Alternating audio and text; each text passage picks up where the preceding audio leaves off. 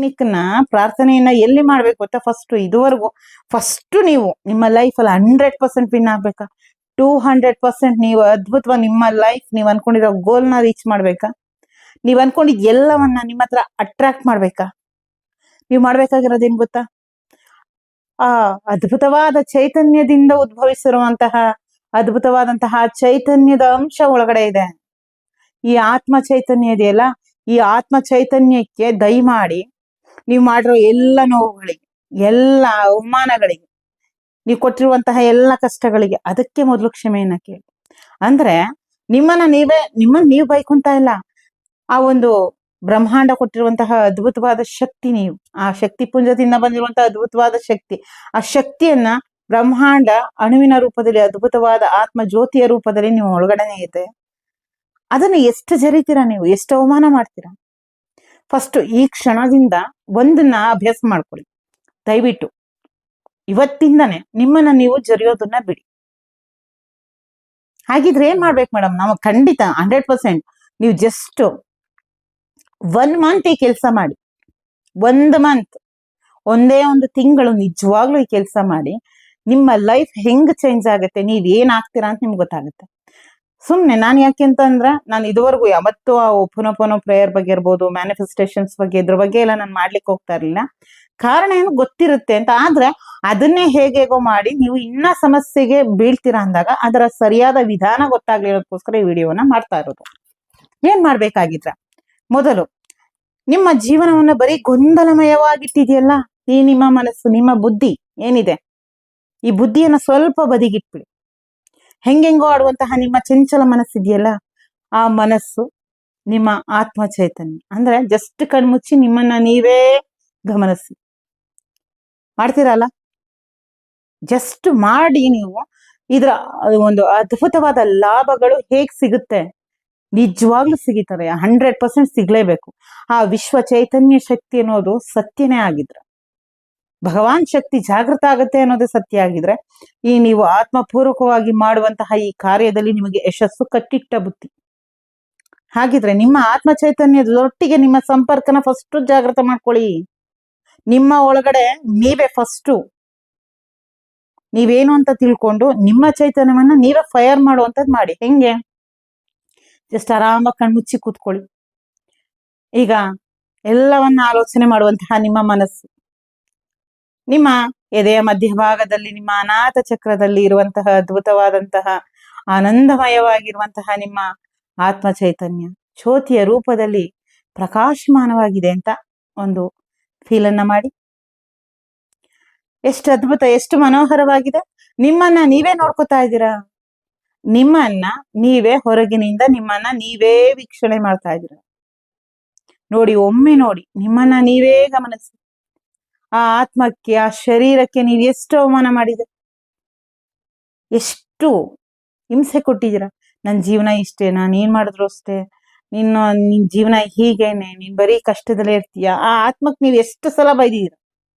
ಅದು ನಿಮ್ಮನ್ನ ಅದ್ಭುತವಾದ ಚೈತನ್ಯ ಮಾಡ್ಲಿಕ್ಕೆ ಹೋರಾಟ ಮಾಡಿದ್ರು ನೀವೇ ಅದನ್ನ ಎಷ್ಟು ಈ ಒಂದು ಬೇಡದ ಇರುವಂತಹ ಆಲೋಚನೆಗಳಿಂದ ಆತ್ಮ ಚೈತನ್ಯವನ್ನೇ ಬಂಧಿಸಿಟ್ಟಿದ್ದೀರ.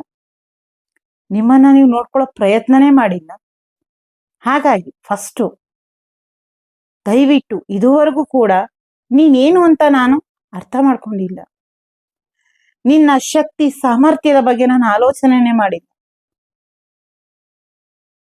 ಸಾರಿ, ಕ್ಷಮಿಸು. ನಿಮಗೆ ನೀವು ಫಸ್ಟ್ ಕ್ಷಮೆಯನ್ನ ಕೇಳಿ.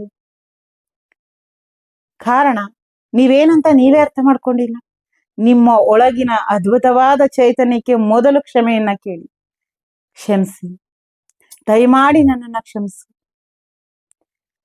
ದಯವಿಟ್ಟು ದಯವಿಟ್ಟು ದಯವಿಟ್ಟು ನನ್ನನ್ನ ಕ್ಷಮಿಸು. ಹೇಗಿರ್ಬೇಕು ಗೊತ್ತಾ ಭಾವ? ನಿಮ್ಮ ಅಂತರಂಗದಿಂದ ಬರಬೇಕು. ಆ ನಿಮ್ಮ ಈ ಒಂದು ಹುಚ್ಚು ಮನಸ್ಥಿತಿಯಲ್ಲ, ಆ ಮನಸ್ಥಿತಿ ಎಲ್ಲವನ್ನ ಕಳೆದು ಬರ್ಬೇಕದು. ಆ ಒಂದು ಮನಸ್ಥಿತಿಯಿಂದ ಕ್ಷಮೆಯನ್ನ ಕೇಳಿ. ದಯಮಾಡಿ ದಯಮಾಡಿ ದಯಮಾಡಿ ನನ್ನನ್ನ ಕ್ಷಮಿಸು. Please forgive me. Sorry sorry sorry sorry sorry. ನೀವು ಮಾಡಿರೋ ಅವಮಾನ, ನಿಮಗ್ ನೀವು ಮಾಡ್ಕೊಂಡಿರೋ ಅವಮಾನ, ನಿಮ್ಮ ಜೀವನವನ್ನ ನೀವು ನೆನ್ಕೊಂಡು ಹಾಕಿರೋ ಕಣ್ಣೀರು, ಬೇರೆ ಯಾರಿಗೋಸ್ಕರನೋ, ಒಂದು ಅಲ್ಪಜ್ಞಾನಿಗಳಿಗೋಸ್ಕರನೋ ಅಥವಾ ಜೀವನದ ಒಂದು ಸತ್ವವನ್ನ ತಿಳ್ಕೊಳ್ದೇನೆ ಇರುವಂತಹ ಬೇರೆ ಬೇರೆ ಯಾವುದೋ ನಿಮ್ಮ ಪ್ರೀತಿಗೋ, ನಿಮ್ಮ ವಿಶ್ವಾಸಕ್ಕೋ, ನಿಮ್ಮ ಸ್ನೇಹಕ್ಕೋ ಭಾಜೀನರಲ್ಲದಂತಹ ವ್ಯಕ್ತಿಗಳಿಗೆ ಈ ಒಂದು ಕಣ್ಣೀರನ ಮುಖಾಂತರ, ನೋವಿನ ಮುಖಾಂತರ ನೀವು ಎಲ್ಲ ಕಷ್ಟಗಳನ್ನ ತಗೊಂಡು ಆ ಒಂದು ಆತ್ಮ ಚೈತನ್ಯಕ್ಕೆ ಎಷ್ಟು ಹಿಂಸೆ ಕೊಟ್ಟಿದ್ದೀರಾ, ಅದನ್ನ ಎಷ್ಟು ಗೋಳಾಡ್ಸಿದ್ದೀರಾ. ಅದ್ಭುತವಾದ ಚೈತನ್ಯವನ್ನ ಹೇಗೆ ನೀವು ಇನ್ನಿಲ್ಲ ಅನ್ನೋ ರೀತಿ ಅದನ್ನ ಹೊರಗಡೆ ಪ್ರಕಾಶ ಆಗೋದಿಕ್ಕೆ ಬಿಟ್ಟಿಲ್ಲ. ಇದುವರೆಗೂ ಜಸ್ಟ್ ನಿಮ್ಮ ಮನಸ್ಸಿನ ಆಲೋಚನೆ ಮುಖಾಂತರ ನಿಮ್ಮ ಚೈತನ್ಯಕ್ಕೆ ಇನ್ನಿಲ್ಲದ ಅವಮಾನ ಮಾಡಿದಿರ. ಆ ಎಲ್ಲ ನೋವುಗಳನ್ನ, ನೀವು ಕೊಟ್ಟಿರುವಂತಹ ಎಲ್ಲ ಕಷ್ಟಗಳನ್ನ ನಿಂದು ನಿಮ್ಮ ಆತ್ಮಕ್ಕೆ ನೀವೇ ಕ್ಷಮೆಯನ್ನ ಕೇಳಿ. ದಯವಿಟ್ಟು ನನ್ನನ್ನು ಕ್ಷಮಿಸು, ಸಾರಿ sorry sorry sorry sorry, please forgive me, ದಯವಿಟ್ಟು ಕ್ಷಮಿಸು, ಹಂಗಲಾಚಿ. ಆತ್ಮ ಚೈತನ್ಯ, ಈಗ್ಲಾದ್ರೂ ನೀನ್ ನನ್ನನ್ನು ಅರ್ಥ ಮಾಡ್ಕೊಂಡ್ಯಾ, ನಾನೇನು ಅಂತ ನೀನು ಗೊತ್ತಾಯ್ತಾ? Okay, done. ಇನ್ನ ಮುಂದೆ ಈ ಒಂದು ಚೈತನ್ಯದ ಪ್ರಖರತೆ ಹೇಗಿರುತ್ತೆ ಅಂತ ನೀನು ಗೊತ್ತಾಗತ್ತೆ. ಸೊ ಆ ಆತ್ಮ ಚೈತನ್ಯ ಹೇಗೆ ನಿಮ್ಗೆ ಅದ್ಭುತವಾದ ಕಾನ್ಫಿಡೆನ್ಸ್ ನ ಕೊಡ್ತಾ ಇದೆ ಅಂತ ಗಮನಿಸಿ. ನಿಮ್ಮೊಳಗಿನ ನಿಮ್ಮ ಆತ್ಮ ಚೈತನ್ಯಕ್ಕೆ, ಭಗವಂತನ ಸ್ವರೂಪವಾದಂತಹ ಚೈತನ್ಯಕ್ಕೆ ನನ್ನ ಎಲ್ಲ ತಪ್ಪನ್ನ ಕ್ಷಮಿಸು, ಎಲ್ಲ ತಪ್ಪನ್ನ ಕ್ಷಮಿಸಿ ಮತ್ತೆ ನೀನು ನನ್ನನ್ನ ಜೊತೆ ಇರ್ತೀನಿ, ಅದ್ಭುತವಾಗಿ ನಡೆಸ್ತೀನಿ ಅಂತ ಹೇಳ್ತಾ ಇದೀಯಾ? Thank you, thank you very much. ಜಗತ್ತಿನ ಯಾವ ಸರ್ವ ವ್ಯಕ್ತಿಗಳು, ಯಾವ ಶಕ್ತಿಗಳು ನನಗೆ ನನ್ನ ಸಹಾಯಕ್ಕೆ ಬರ್ತಾರೋ ಇಲ್ಲೋ ಗೊತ್ತಿಲ್ಲ, ಆದ್ರೆ ಭಗವಂತನ ರೂಪದಲ್ಲಿ ನೀನೇ ನನ್ನೊಟ್ಟಿಗೆ ನನ್ನ ಸಹಾಯಕ್ಕೆ ನಿಂತಿದ್ಯಾ. Thank you. ಈ ಅಲ್ಪ ಜ್ಞಾನಿಯನ್ನ ಕ್ಷಮಿಸಿ ನನ್ನ ಸಹಾಯಕ್ಕೆ ನಿಂತಿದ್ಯಾ. ಥ್ಯಾಂಕ್ ಯು, ಧನ್ಯವಾದಗಳು, ತುಂಬ ಹೃದಯದ ಧನ್ಯವಾದ. ಇನ್ನೇನ್ ಬೇಕು? ನಿಮ್ಮ ಅದ್ಭುತವಾದ ಚೈತನ್ಯನೇ ನಿಮ್ಮ ಜೊತೆಗೆ ಸಾಥ್ ಕೊಡ್ತಾ ಇದೆ, ನಿಮ್ಮ ಚಂಚಲ ಮನಸ್ಥಿತಿಯನ್ನ ಹಿಡಿದು ಅದ್ಭುತವಾದ ಮಾರ್ಗದತ್ತ ನಿಮ್ಮನ್ನ ಗೈಡ್ ಮಾಡುವಂತಹ ಕಾರ್ಯವನ್ನ ಮಾಡುತ್ತೆ. So thank you. ಅಂಡ್ ನೀನೇನು ಅಂತ ನನಗೆ ಗೊತ್ತಾಯ್ತು ಅಲ್ವಾ? ಇದುವರೆಗೂ ನನ್ನ ಒಳಗಡೆ ಇರುವಂತಹ ನಿನ್ನನ್ನ ನಾನೇ ಗಮನಿಸಿರ್ಲಿಲ್ಲ. ಜಗತ್ತಿನ ಬೇರೆ ಕಡೆ ಎಲ್ಲ ಕಡೆಯಲ್ಲೂ ಕೂಡ ಪ್ರೀತಿಯನ್ನ ಹುಡುಕ್ತಾ ಇದ್ದೆ, ನನ್ನೊಳಗಡೆ ಇರುವಂತಹ ನಿನ್ನನ್ನೇ ಮರ್ತಿದ್ದೆ. ಹಾಗಾಗಿ ಈ ಕ್ಷಣದಿಂದ, ಈ ಗಳಿಗೆಯಿಂದ ನಾನು ನಿನ್ನನ್ನ ತುಂಬಾ ಪ್ರೀತಿಸ್ತೀನಿ. I love you, I love you. ಹೆಂಗಿರ್ಬೇಕು ತಾ ಪ್ರೀತಿ? ಈ ಕ್ಷಣದಿಂದ ನಾನು ನಿನ್ನನ್ನ ಅದ್ಭುತವಾಗಿ ಇನ್ನಿಲ್ಲದಷ್ಟು ಪ್ರೀತಿಸ್ತೀನಿ. I love you, I love you, I love you. ಯಾರಿಗೆ ಹೇಳ್ತಾ ಇದ್ದೀರಾ? ನಿಮ್ಮ ಆತ್ಮ ಚೈತನ್ಯವನ್ನ ನೀವೇ ಪ್ರೀತಿಸ್ತಾ ಇದ್ದೀರಾ. I love you. ನಾನು ಇನ್ಯಾವತ್ತು ನಿನ್ನನ್ನು ಜರಿಯಲ್ಲ, ನಾನು ನಿನಗೆ ಇನ್ಯಾವತ್ತು ನೋವು ಕೊಡಲ್ಲ, ಬೇರೆ ಯಾರಿಗೋಸ್ಕರನೋ ನಾನಿನ್ನ ಯಾವತ್ತು ನಿನ್ನಿಂದ ನಿನಗೆ ನೋವು ಕೊಡೋ ಮೂಲಕ ನಿನಗೆ ದುಃಖ ಕೊಡಲ್ಲ, ನಿನ್ನ ಕಣ್ಣಿಂದ ಕಣ್ಣೀರ್ ಬರ್ಲಿಕ್ಕೆ ಬಿಡಲ್ಲ. ಬ್ರಹ್ಮಾಂಡ ಕೊಟ್ಟಿರೋ ಅದ್ಭುತವಾದ ಚೈತನ್ಯ ನೀನು. ಈ ಶರೀರವನ್ನ ಆಯ್ಕೆ ಮಾಡ್ಕೊಂಡು ಈ ಶರೀರದಿಂದ ಏನೋ ಸಾಧನೆ ಮಾಡ್ಲಿಕ್ಕೆ ಬಂದಿದ್ಯಾ. ಸೊ ನನ್ನಿಂದಾಗಿರೋ ಎಲ್ಲ ತಪ್ಪನ್ನ ಕ್ಷಮಿಸು, ದಯವಿಟ್ಟು ಕ್ಷಮಿಸು. ಯಾವಾಗ್ಲೂ ನನ್ನ ಜೊತೆ ಇರು, ಯಾವಾಗ್ಲೂ ನೀನ್ ನನ್ನ ಜೊತೆ ಇರೋದಿಕ್ಕೆ thank you.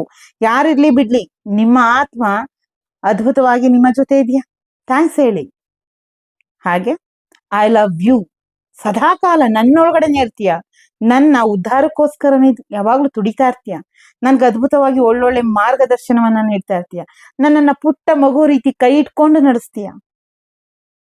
Thank you, thank you, thank you. I love you, I love you so much. ಇದನ್ನ ಜಸ್ಟ್ ನಿಮ್ಮನ್ನ ನೀವೇ ಕಣ್ಮುಚ್ಚಿ ಹೇಳಿ, ನಿಮ್ಮ ಒಳಗಡೆ ಇರುವಂತಹ ಆತ್ಮಕ್ಕೆ ಕ್ಷಮೆಯನ್ನ ಕೇಳುವಂಥದ್ದು. ಸಾರಿ, ದಯವಿಟ್ಟು ಕ್ಷಮಿಸು, ದಯವಿಟ್ಟು ಆತ್ಮಪೂರ್ವಕವಾಗಿ ಕೇಳಿ, ಮನಃಪೂರ್ವಕವಾಗಿ ಕೇಳಿ. ಕಾಟಾಚಾರಕ್ಕೆ ಮಾಡಬೇಡಿ. ನೀವು ಕಾಟಾಚಾರಕ್ಕೆ ಮಾಡಿದಾಗ್ಲೇ ಆ ಒಂದು ನಿಮ್ಮ ಎಲ್ಲ ನೋವುಗಳು, ಎಲ್ಲ ಹತಾಶೆಗಳು ಅಲ್ಲೇ ಉಳಿಯುತ್ತೆ, ಎಲ್ಲ ಫೀಲಿಂಗ್ಸ್ ಅಲ್ಲೇ ಸ್ಟೋರೇಜ್ ಆಗತ್ತೆ. ಏನು ಕೂಡ ನೀವು ಬಸ್ಟ್ ಆಗೋದಿಕ್ ಬಿಡೋದೇ ಇಲ್ಲ. Just technique. Okay, thank you universe, sorry, thank you, please forgive me, I love you, I love you universe, I love you. ಎಷ್ಟು ಸಲ ಹೇಳ್ತೀರಾ? ಇಲ್ಲಿಂದ ನೀವು 1,000 ಕೋಟಿ ಬಾರಿ ಹೇಳಿದ್ರು ಅಷ್ಟೇ. ನಿಮ್ಮ ಭಾವ ಇಲ್ಲಿದೆಯಲ್ಲ, ಆತ್ಮ ಚೈತನ್ಯದೊಟ್ಟಿಗೆ ಮೊದಲನೇ ಕನೆಕ್ಷನ್ಸ್ ನ ಏರ್ಪಡಿಸ್ಕೊಳ್ಳಿ. ಈ ಆತ್ಮ ಚೈತನ್ಯ ಯಾವಾಗ ಫೈರ್ ಆಗುತ್ತೆ, ಇದು ತನ್ನಂತೆ ತಾನೇ ಯೂನಿವರ್ಸ್ಗೆ ಕನೆಕ್ಟ್ ಆಗುವಂತದ್ದಾಗತ್ತೆ. ಆ ಯೂನಿವರ್ಸ್ ಈ ಆತ್ಮಕ್ಕೆ ಏನ್ ಬೇಕು ಇದು ಕೇಳಿದಿಲ್ಲವನ್ನ ಪಟ್ ಅಂತ ಕೊಡುವಂತದ್ದಾಗತ್ತೆ. ಇದನ್ನ ಹೋಪನೋಪನ ಪ್ರೇಯರ್ ಅಂತ ಹೇಳ್ತಾರೆ. ಅರ್ಥ ಆಯ್ತಾ? ಫಸ್ಟ್ ಜಸ್ಟ್ ಇದನ್ನ ಮಾಡಿ, ಅದಾದ್ಮೇಲೆ ನೀವು ಅಂದುಕೊಂಡಿದ್ದನ್ನ ಪಡೆಯೋದಿಕ್ಕೆ ಹೇಗ್ ಮಾಡ್ಬೇಕು? ಫಸ್ಟ್ ನಿಮ್ಮೊಳಗಡೆ ಇದೆಯಲ್ಲ ಈ ಚೈತನ್ಯವನ್ನ ಫೈರ್ ಮಾಡುವಂಥದ್ದು ಮಾಡಿ, ತದನಂತರ ನೀವು ಅಂದುಕೊಂಡಿದ್ದನ್ನ ಪಡೆಯೋದಿಕ್ಕೆ ಏನ್ ಮಾಡ್ಬೇಕು ಅನ್ನುವಂತಹ ಮಾಹಿತಿಯನ್ನ ಮುಂದಿನ ವಿಡಿಯೋಗಳಲ್ಲಿ ತಿಳಿಸ್ತಾ ಹೋಗ್ತೀನಿ. ಸೊ ಐ ಥಿಂಕ್ ಈ ವಿಡಿಯೋವನ್ನ ನೋಡಿದ ಪ್ರತಿಯೊಬ್ರು ಕೂಡ ಈ ಕ್ಷಣದಿಂದ ನಿಮ್ಮನ್ನ ನೀವು ಖಂಡಿತ ಪ್ರೀತಿಸ್ತೀರ. ನೀವು ಮಾಡಿರೋ ತಪ್ಪಿಗೆ ನಿಮ್ಮ ಆತ್ಮ ಚೈತನ್ಯಕ್ಕೆ ನೀವು ಖಂಡಿತ ಕ್ಷಮೆ ಕೇಳ್ತೀರ. ಆ ಒಂದು ಆತ್ಮ ಚೈತನ್ಯವನ್ನ, ನಿಮ್ಮ ಒಟ್ಟಿಗೆ ಇರುವಂತಹ ಅದ್ಭುತವಾದ ಚೈತನ್ಯಕ್ಕೆ ಪ್ರತಿ ಕ್ಷಣವೂ ಕೂಡ ಥ್ಯಾಂಕ್ಸ್ ಹೇಳ್ತೀರಾ, ಅದನ್ನ ಲವ್ ಮಾಡ್ತೀರಾ ಅಂತ ಅನ್ಕೊಂಡಿದ್ದೀನಿ. ದಯವಿಟ್ಟು ನಿಮ್ಮ ಶರೀರ ನೋಡಿ ನೀವು ಆಡ್ಕೊಳ್ಳೋ ಅಂಥದ್ದು ಅಥವಾ ಏನೋ ಏನೋ ಈ ಸೂರ್ ತಲೆ ಮೇಲೆ ಬಿದ್ದಾಗ ಆಡುವಂಥದ್ದು ಇದೆಲ್ಲ ಬಿಟ್ಟು ಜಸ್ಟ್ ನೀವಷ್ಟೇ ನೋಡಿ. ನಾವು ಯಾರಿಗೂ ನಮ್ಮನ್ನ ಕಂಪೇರ್ ಮಾಡ್ಕೊಳ್ಳೋ ಅಗತ್ಯ ಇಲ್ಲ. ಕಾರಣ ನಾವು ಅವರಾಗಿಲ್ಲ ಅನ್ನೋದಕ್ಕಿಂತ ಅವ್ರು ಕೂಡ ನಮ್ ತರ ಇರಲ್ಲ ಅಲ್ವಾ? ಆಕೆನೋ ಆತನೋ ಯಾರು ಆಗ್ಲಿ ನಾವು ಬೇರೆಯವ್ರು ಕಂಪೇರ್ ಮಾಡೋಕ್ಕಿಂತ ಮುಂಚೆ ಯೋಚನೆ ಮಾಡ್ಬೇಕು. ಅವರು ಅವರಾಗಿ ಹೇಗಿಲ್ಲ ಅನ್ನೋದು ಸತ್ಯನೋ, ಭಗವಂತ ಅವರನ್ನ ನನ್ನ ತರ ಸೃಷ್ಟಿ ಮಾಡಿದ ಅನ್ನೋದು ಸತ್ಯ. ಅಂದ್ರೆ ಅವರ ಸೃಷ್ಟಿ ಬೇರೆ ತರನಾಗಿದೆ, ನನ್ನ ಸೃಷ್ಟಿ ಬೇರೆ ರೀತಿ ಇದೆ. ನನ್ನ ಕ್ವಾಲಿಟಿ ನನಗೆ, ಅವರ ಕ್ವಾಲಿಟಿ ಅವರಿಗೆ. ನಾನು ಯಾಕೆ ಅವ್ರಿಗೆ ಕಂಪೇರ್ ಮಾಡ್ಬೇಕು? ಬೇರೆಯವ್ರ ಜೊತೆಗೆ ನನ್ನನ್ನು ನಾನು ಕಂಪೇರ್ ಮಾಡ್ಕೊಳ್ಳೋ ಅಗತ್ಯ ಏನಿದೆ? ನನಗೇನೋ ಒಂದು ಸ್ಪೆಷಾಲಿಟಿ ಇದೆ, ನನ್ಗೇನೋ ಒಂದು ಅದ್ಭುತವಾದಂತಹ ಒಂದು ವಿಶೇಷವಾದಂತಹ ಗುಣಲಕ್ಷಣಗಳನ್ನ ಕೊಟ್ಟೆ ಭಗವಂತ ಇಲ್ಲಿ ಸೃಷ್ಟಿ ಮಾಡಿರ್ತಾನೆ. ಸೊ ಹಾಗಿದ್ರೆ ನನ್ನಲ್ಲಿರುವಂತಹ ಆ ಒಂದು ಅದ್ಭುತವಾದಂತಹ ಗುಣ ಯಾವುದು? ನಾನು ಏನಕ್ಕೆ ಬಂದಿದ್ದೀನಿ? ಸಾಮಾನ್ಯವಾಗಿರೋದಿಕ್ಕ, ಸಾಮಾನ್ಯವಾಗಿ ಆಲೋಚನೆ ಮಾಡೋದಿಕ್ಕ ಅಲ್ಲ. ನಾನು ಅದಲ್ಲ. I am not ordinary, I am extraordinary. ಅರ್ಥ ಆಯ್ತಾ? ದಯವಿಟ್ಟು ಇದನ್ನ ಫಸ್ಟ್ ಅರ್ಥ ಮಾಡ್ಕೊಳ್ಳಿ. ಎಲ್ಲರಿಗೂ ಒಳ್ಳೇದಾಗ್ಲಿ. ಅಮ್ಮನವರ ಅನುಗ್ರಹ ಆಶೀರ್ವಾದ ಎಲ್ಲರ ಮೇಲಿರ್ಲಿ. ಪ್ರತಿಯೊಂದು ಮನೆಯಲ್ಲೂ ಕೂಡ ರೇಖಿ ವಿದ್ಯಾರ್ಥಿಗಳು ಜನ್ಮ ತಾಳುವಂಥದ್ದಾಗ್ಲಿ. ರೇಖಿ ರಕ್ಷತಿ ರಕ್ಷಿತಃ.